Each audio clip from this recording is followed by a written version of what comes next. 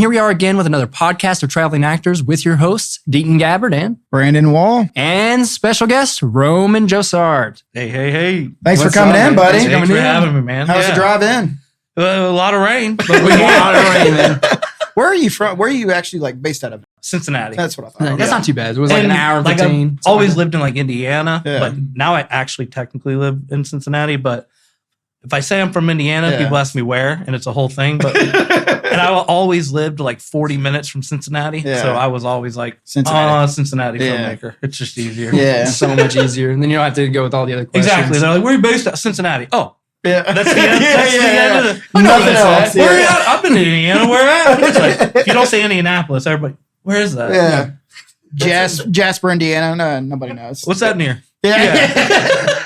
You know where Indianapolis is? Nowhere near it. Like 2 hours north. Yeah. Well, thanks for traveling down. See, we can still call this podcast of traveling actors because we still have people traveling to us. Yeah. So it counts. And Roman is technically, he is an actor as well. So. Well, let's talk about it. So Roman is an actor, a musician. He's got his own studio. He's a producer. He's a director. He's got an upcoming film called Placid Park. I don't know what he doesn't do. Yeah, literally, what don't you do? Have you done makeup? I stay clear. I did it one time on my first movie, so find me a guy. Yeah, so Roman, basically, if you need a guy, he's that guy. Yeah. So what exactly did you start with in the film industry? I guess technically it was directing. Directing you started with? Wow. Yeah. So I started in 2013, and it was with a film called The Campground. And it's a whole, I've told this story on another podcast, so I won't go super deep into it. But basically, I was peer pressured into it. I wrote the script all through high school. Okay. And then after high school, I had a band all through high school. We were called the Dropout Graduates. Okay. And after high school, we broke up. And all through high school, it was, I'm going to be a rock star. Yeah. There was I wasn't going to do any other career path. Well, then at I think it was 20, the band broke up. And I was just like, shit. Now what? 1 year later, shit. Shit. Like, what? I'm 20. I'm in my 20s now. There's no plan whatsoever. So just was working day-to-day stuff. But all through high school, I wrote first it was a novel. Okay. And then I saw the movie Hatchet when I was 16. Changed my life.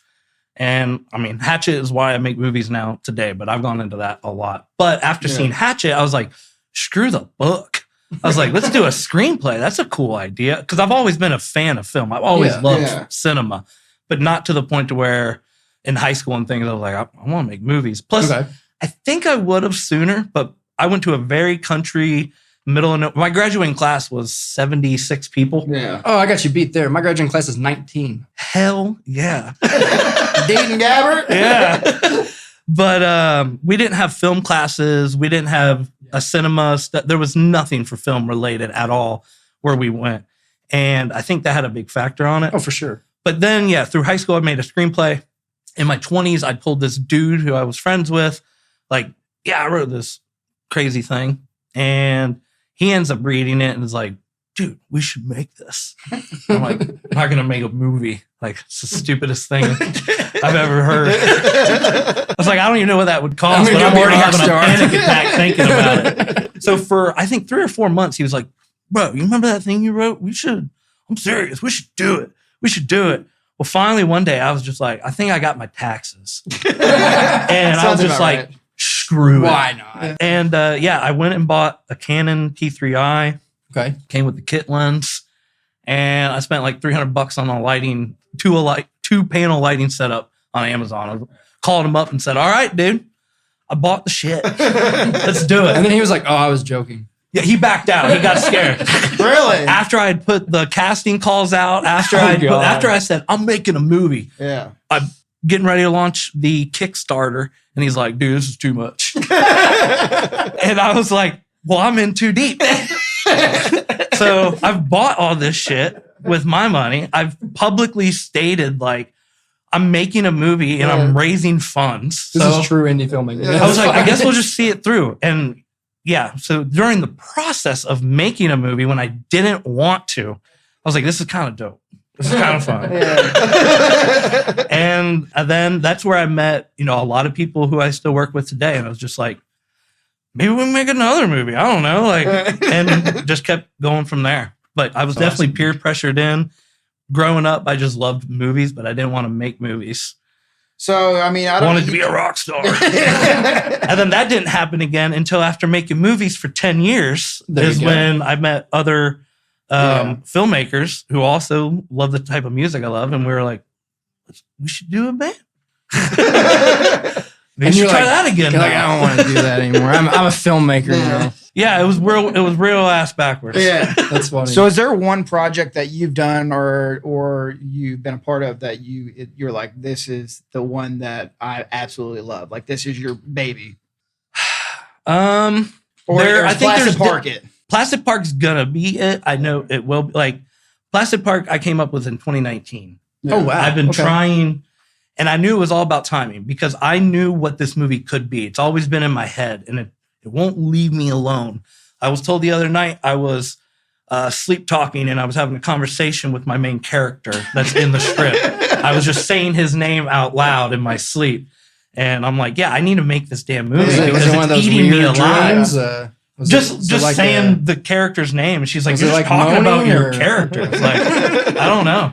What was that? I just watched Talk to Me where the girl's sucking on his foot, but she thinks the demonic spirit sucking on his foot. The guy wakes up and she's just fucking going at his foot. And, that's what he's doing. Yeah, like it won't leave me alone. Tommy! So it's been in my head what it can be since 2019 when I came up with it. Yeah.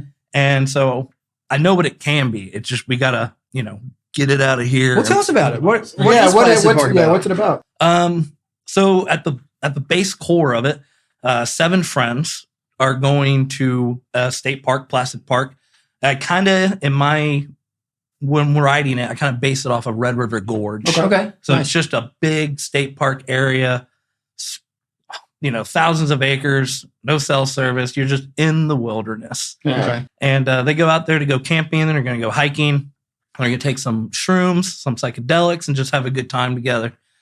And while doing all of that, a cosmic monster shows up. That's wild. And now it becomes a fight for survival. So one of their friends, as they're coming up on the drugs, basically the monster just shows up and wreaks havoc. That's so cool. And now it becomes a survival in the woods. Everything looks the same. And these people are tripping. And it's, oh my God. There's the added, effect of what is happening. Yeah. And visually, I'm sure you've got some like cool ideas for how you're going to do it, like cinematography. And that's what I mean. Like it's been in my head for so long. And I came up with it at a music festival. We were sitting on the lawn. I was on some. Did you see the monster? No, I was at watching. So I was at Lost Lands, which is based out of Columbus, Ohio. It's an EDM festival, and I was watching an artist named Figure, and he's a horror kind of EDM. He does a lot of horror inspired things. Yeah. And we were watching him, and I was on some mushrooms, and his visuals were just intense, but like in a really cool way. Yeah. But it was intense. Yeah. And I remember looking at the crowd and just having this thought of like, pretty much, if not all these people, we're going to say 70% of these people are not in the right state of mind. Yeah. I was like, some of these people are high as shit, or they're just tripping. drunk as Like, hell. what would happen if something? And the thought hit my head, like, what would happen if something went wrong right now? What the chaos that would ensue? And then the visuals were just, horror movies and monsters, and the thought just, dude, what if a monster showed up right now? Yeah. The hell would these people do? And I remember looking at my buddy, and I go, hey, and he goes, what's up? I go, how crazy would it be if a monster showed up right now? And he just looks at me and goes, I don't want to think about that. He goes, why is that? Why are you bringing this up? I'm just saying, like, how crazy. And the thought wouldn't leave. We were at the campsite later that night, and I was just like, but really? Like, how crazy? And he's like, just stop bringing it up. And when I got home, I was like, no, this is an idea. There's something here. Awesome. Yeah. And I was just like, and I know, and it can't just be my social circle. I know lots of people that just, go out into the woods, to go tripping with their friends and stuff. You know, they go camping, go to some festivals. Like it's not abnormal. Exactly. And I was like, what would happen if you were doing that just at the wrong place at the wrong time? Well, it's cool too because like it's similar to a short film. I think we can talk about at this point. A short film we did. There was like proof of concept years ago. Actually, that was during COVID. Wasn't that during COVID? No, I think it was right before COVID. It was before maybe? COVID. Everything's a blur since COVID. It's so hard. Yeah, it's hard to I was like, that. I don't know what year it was. But it's basically. I like how people judge it based off COVID. Was it before COVID or after COVID? That's how I was like, before Christ or after Christ. Post? Yeah, literally though. That's literally how it goes. Man. Yeah, and like I remember, it was a similar concept though, where these, well, it was not exactly the same, but it was dealing with shrooms and like that they would be able to see their dead friend. Because they partook in, like they did a specific like ritual or whatever. And it's actually based off of a true. It's based off like a true, like true ritual or something. Ritual, supposedly that you can like plant it around their decomposed body. Shrooms on it. It has to be on it. It has to be touching their body, and it grows. And you take it. You're able to trip and see them. Yeah, I got you. As you take it off their body. And I was gonna say that, or if you've seen the movie Shrooms. I mean, that's an older movie that seems very. Very similar, which is really Shrooms is probably one of my favorite movies of all time. Really? Honestly, I love Shrooms. Yeah. Movie's fun. It was amazing. I'm making that soundbite. Brandon, I love Shrooms. You admitted it, I promise. No extra context. That's all I was trying to do. Yeah. Just a soundbite. That sounds dope though. I'll make a little gif out of it or whatever. I love Shrooms. I'm just going to put it right on that picture right there. Oh, that's fun. Yeah, that's so cool. Man. I love that concept. Yeah. So, like, what I'm really curious about, just being a writer myself, like, how much has that evolved since the first script? Yeah, so much. Yeah, you know, in the beginning, it wasn't a cosmic monster. Like, I changed as the script grew, as I kind of put character or actors to the characters and was able to kind of visualize things. It kind of made more like, I don't think I believe that, you know, or maybe that's not the strongest angle. Maybe we can beef this up a little bit. You know, like I remember when we had the final draft, and it was after I think 3 months, I kind of went back to it. And it was like, it needs, there's no, I was like, man, there's something there. And I got with my co-writer, who was Tom Kalmazar, and who's also in Slasherboy with me. Cool. But I got with him, and I was just, we started going back and forth. Like, what can we do to just give it a little bit more beef? You know, like the story's there, but how do we make people care? Or what makes the character not so, we don't want the cheerleader, we don't want the stoner. Yeah. Like, I want people. Yeah. You don't want it so two-dimensional. The biggest thing I talked about with Tom when writing in the characters was, I said, it can't be two-dimensional, because people who go to the woods or take shrooms with their friends like to have a good time. I want them to be able to look at it and be like, dude, that's Jeff. Yeah. Like, because if you look at it and you can't see yourself or someone you know as a little bit in a character, then in my opinion, you've done the character wrong. Yeah. It has to be somewhat relatable to where it's like, even if it's a bad guy, where you're like, dude, that guy reminds me of fucking, you know, whoever. Brandon. Yeah, that's what I usually do. Yeah. Like, dude, that's Brandon. You know, like, fucking asshole. And to me, that's what makes an audience even connect with the character. That's what makes you know, long form shows so good. Like, if the character is somebody we just don't care, or it's just the jock or just whatever, it's like, I've seen that that's in most horror movies. That's what we were having a conversation about the other day. And that was a big thing where I was like, you know, it can't be like, I love Cabin in the Woods, but Cabin in the Woods is the cheerleader, the jock, the stoner. And I'm like, I love that movie. But if I cared more, that movie would be amazing. It would be even better than what it was. If I cared more about them. Yeah, and that's basically what I say about Paper Mario. Yeah. Like, I see it, I know what it is. Yeah. Give me Mario 64. I need some depth, you know? That's funny. But we really did have that conversation the other day about how most horror movies, and I'm writing my own movie as well, and I'll direct and all that other stuff. But, whoa. That's big news. You haven't mentioned that publicly yet. I know. You heard it here. You heard it here first on Podcast Trailing Actors. We were breaking news. It was special, and Roman made it that special. So, but anyways, my biggest thing was, like, you see these horror movies. I do love shrooms. No, I don't, actually. But you see all these horror movies, and you're like, I don't really like this character, or I don't know enough about this character to even care about it. And that's where a lot of horror movies lack. I mean, I've seen one of my favorite movie of all time in like trilogy is Evil Dead. Love it.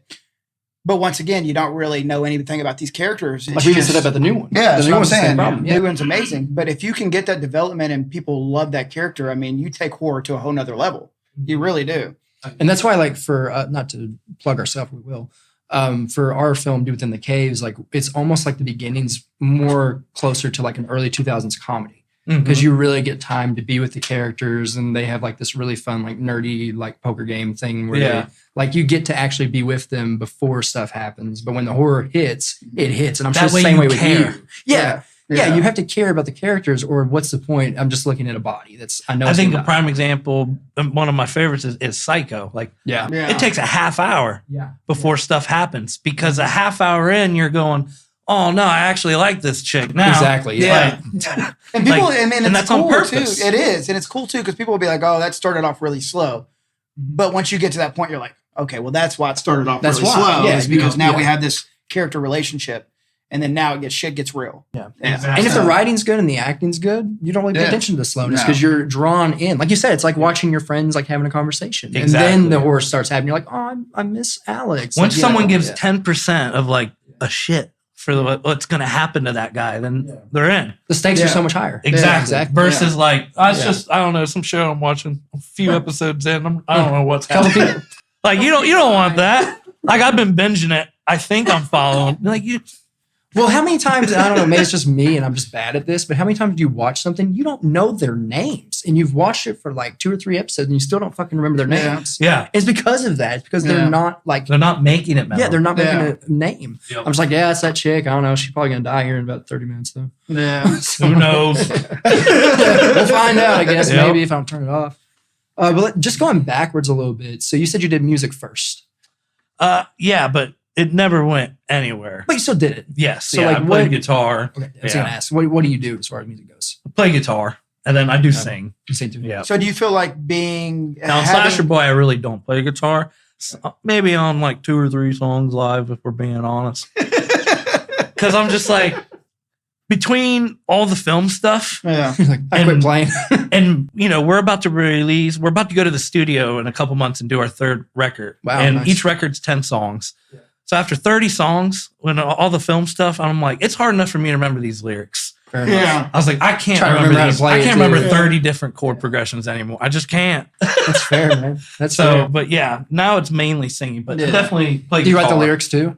I'm assuming you write the lyrics and the melodies? Tom actually does pretty much a lot of the Slasherboy stuff. That's cool.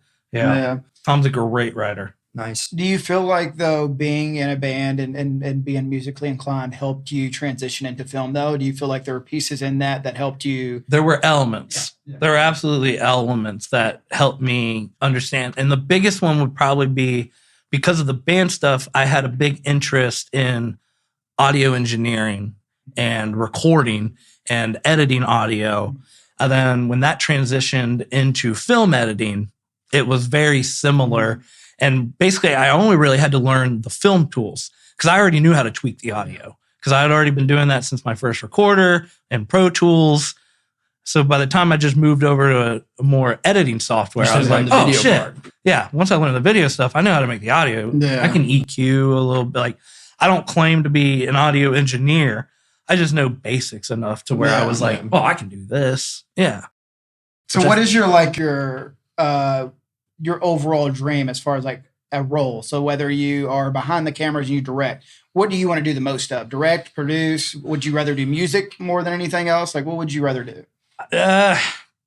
It's definitely going to be film first. Like, music's just always been, music was my first passion. Yeah. It was the first It's your safe place. I feel that I fell in love with when I was a kid. It's a good thing to have in between when, you're busy and stuff. It gives you release. Exactly. Like, I've always looked at it like, let's do it more like it's a poor example, but more of like a Jared Leto thing. Like, he's doing his movies, and then every now and then he's like calling up 30 Seconds to Mars, like, you guys want a tour? I'm getting bored. Like, let's do like 10 shows, Like, it's one of those things where it's we'll make a shit ton of money because we only do it like every other year. Yeah, because we record our albums and usually we put an album out every year. We have since we started. Yeah. But we don't go after gigs.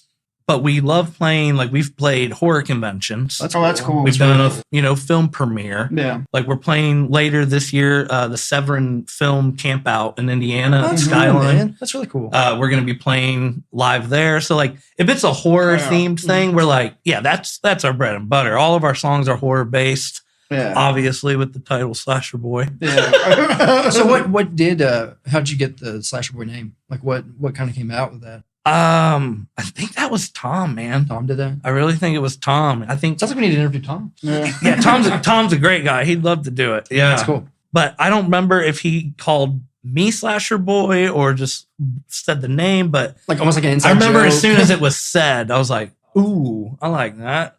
Because one of those things where when he said it, I was like, that's not taken. Yeah. I was Yeah, like, for real. like that just seems so like if you're a fan of slasher stuff, you're gonna probably call yourself that on YouTube or something. Yeah. I was like, and then Googling it, I was like, I can't find Slasherboy anything. Wow. I was like, let's snatch it up. Seriously. Was that the band that you all had in Wicked Ones as well?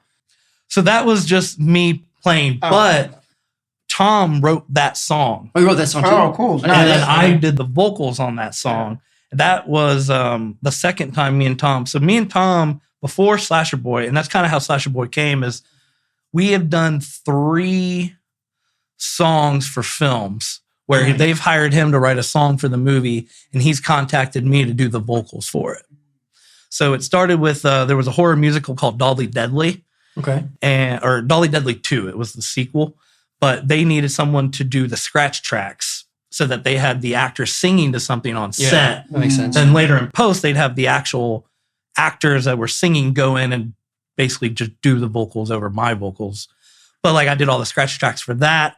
And then we did Wicked Ones. He hired Tom, Tori Jones did, to do 1 song for that. Or no, that might have been Eric actually. I think that was Eric. That was Eric. one. Yeah. But the movie before that, Tori had Tom write 2 songs, and we went and recorded it, but then that movie never happened. Gotcha. But we recorded the songs. So me and Tom already had this relationship. And then he just kind of was like, what do you think about, I don't know, being in a band? I was like, at first I was very like, man, been there and done that. It sounds like That's how I got stuck here. Sounds like how you were with the film. You're just like, I don't want to do that. Yeah, I was just like, it went around. but then we had a practice, and then we recorded a CD, and it was like, yeah, we got something here. Let's do it. Let's do it. What's another thing? That's awesome, man. That's funny. And you also act too. Like you literally do everything. Now, I don't claim to be an actor, but Okay. I've You acted. did pretty well out of that. I mean, I've acted. I get asked a lot. A lot of times, it's one of those things where the actor didn't show up, and they're like, "You." You look like you could be an actor. Get Yeah. over it. Yeah, like I've played, and I don't understand it. Directors, stop doing it. I've played a cop like 4 times. Yeah. They just like, what's your size? I'm like, I have gauges. I have long, like, tell me one cop. There was one movie that did it right when they needed to be a cop. They're like, but because of like your appearance, we're going to make you an undercover. Yeah. So That makes it a lot more that sense. makes a lot more Yeah, that sense. makes I was like, way you're the more first person to think this. I was like, everybody else is just like, put a badge on them. I'm like, nobody's I'll going to believe believe it. it. Well, let's It's go. Like, Oh, I remember. Wasn't it you and Tori that did the cops for Wicked Ones when they were walking the kids out? Weren't you in that as well? That scene? so We're- Tori walked the kids out. Yeah. And so in Wicked Ones, Yeah. I had the silver hair and I was Oh in yes, the band. yes, But yes, in yes. the Wicked One, Yeah.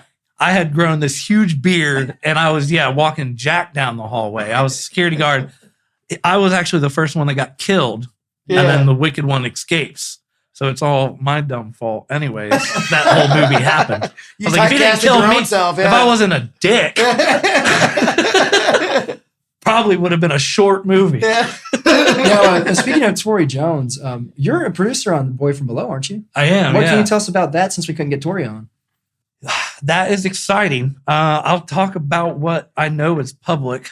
Yeah, we're gonna try to We trip you go up, into Tom Holland. production in like 3 weeks. I think we go into production 27th of next month, Nice. if I'm not mistaken.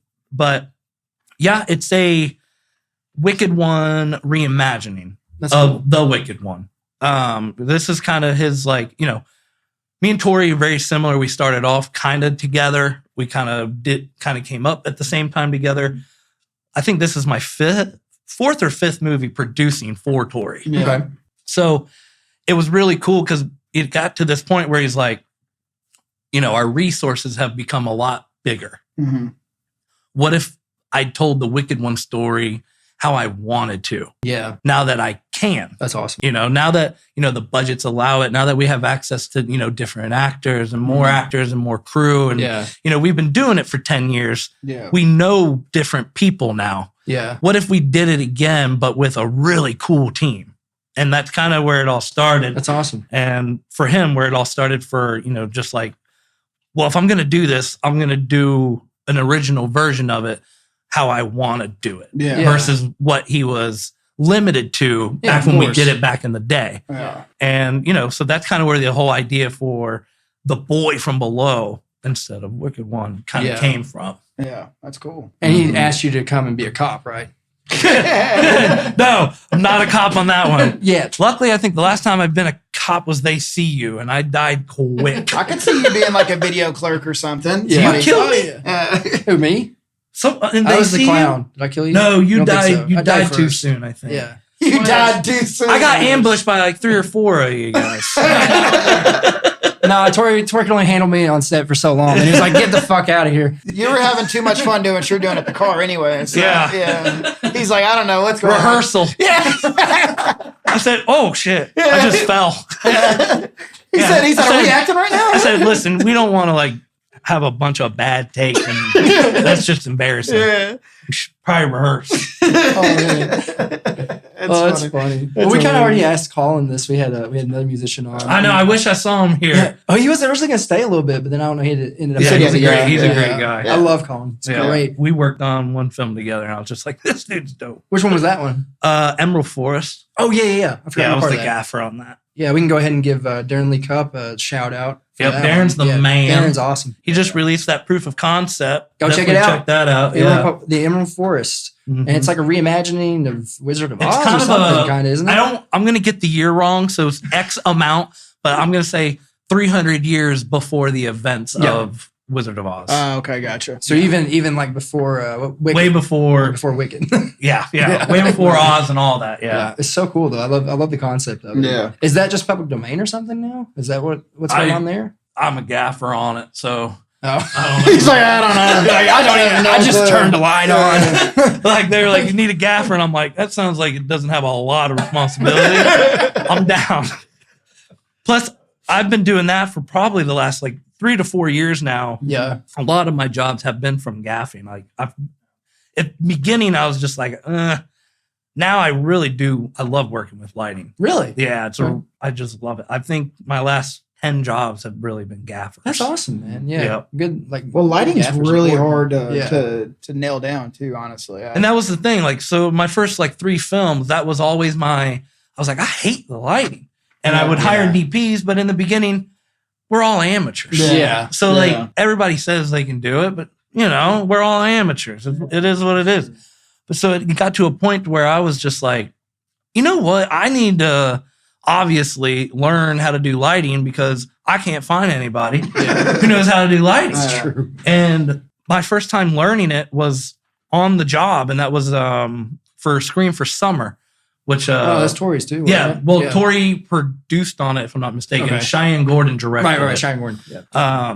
But 6 of 5 was a producing team on it, and we needed a gaffer. And I was just like, you know what? I guess trial by fire. I'll do it. And I just watched YouTube videos. I mean, that's the way And, to do that, it, and man. I showed up. Yeah. Like, there were definitely days where, like, after filming, I'd be back at my lodging on YouTube, like, how the hell am I going to do this? Like, what's a book light? Like, people asking me for stuff. I'm like, yeah, setting it up all wrong.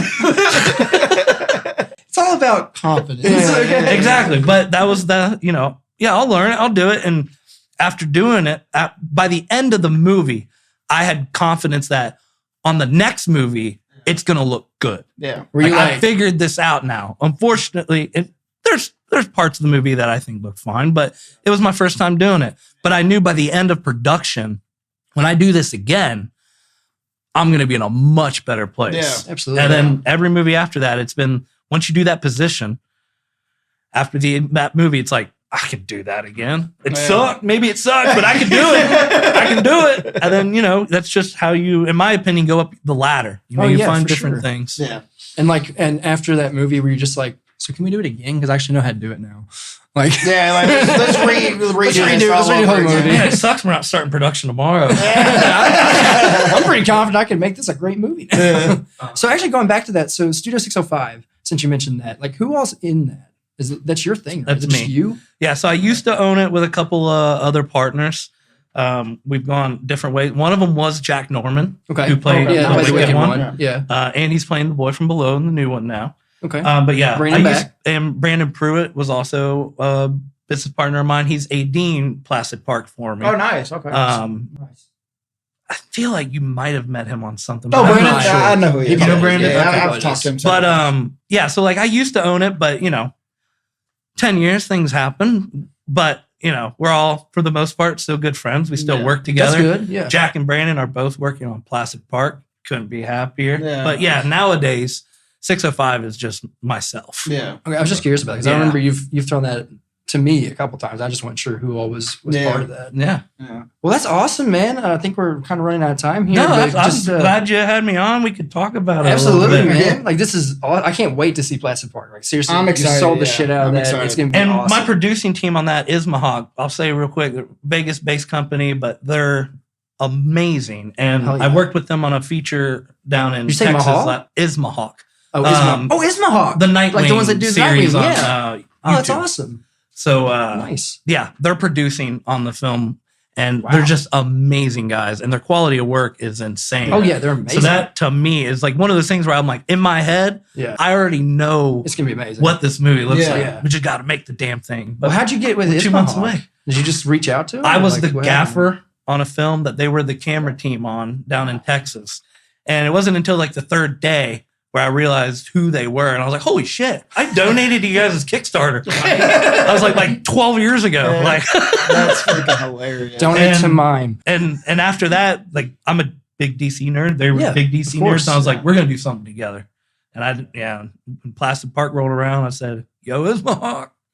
So just curious, That's so cool, running back man. to Placid Park real quick before we finish up. 'Cause Yeah. I am curious too. Are you all filming in Ohio, or are you all? Yeah, it's Okay. all in Ohio. Oh, in Ohio. And then to wrap it up with that, where I came up with the idea watching Figure Live, he is doing the music for the whole that's movie. so cool. He's, That is he's awesome. the composer That's so cool. doing all the music for it. It sounds like now. you're just getting it came all your, full like- circle. Yeah, that's awesome. I was gonna That's say, really it just cool. sounds like you're getting all your puzzle pieces together. Like Yeah. it just is really Timing. from those. I knew Well, that's what every, he said, every year timing, it was yeah. like this ain't Yeah. the year to do it. And then Yeah. when things just happened, That's so cool. it was really when I got in contact with Figure, I was like, all right, things are happening. Yeah, now let's make it happen. Yeah, that's awesome. I guess the only other question we have is I heard 7 characters and not once were we approached.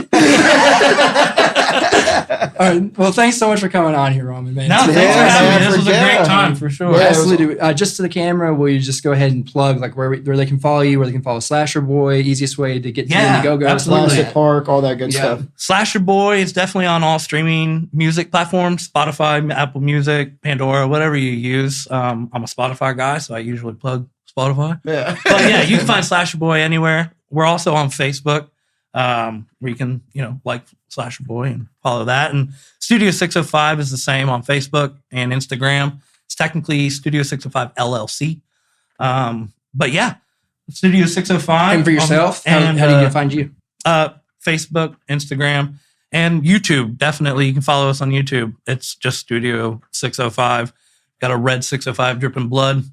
You'll know our logo. You just had a short film come out too, didn't you? Or recent? I just shot one. I'm You getting shot ready one. to Okay, I got release mixed up. one. It's Okay. in post. We've Right. got some VFX work that's going on. Was that with it right Austin? Austin Shell? Or no? now. Okay, That was a that's something feature else. film. Oh, okay. I I knew was you a worked with gaffer them. on that. I knew you worked with them. I couldn't remember when. Okay. Yeah, everyone There's a crosses lot. paths in Yeah. this film Yeah. industry. Like I literally would be on set with someone. They're like, "Oh, yeah, I just saw Roman, or I just Yeah. saw whoever. Like, It's just saw crazy. Brandon." It's insane how It many is people crazy. you just kind of like run into. Very great. But I mean, that's all the time we've got for today. Thanks again for tuning Yeah, in to man. the Thanks for podcast. coming Having me, out. guys. This Yeah. was a great time Thanks for again. sure. And thanks again to you, the audience, for tuning in to Podcast of Traveling Actors. We'll see you next time. Until next time.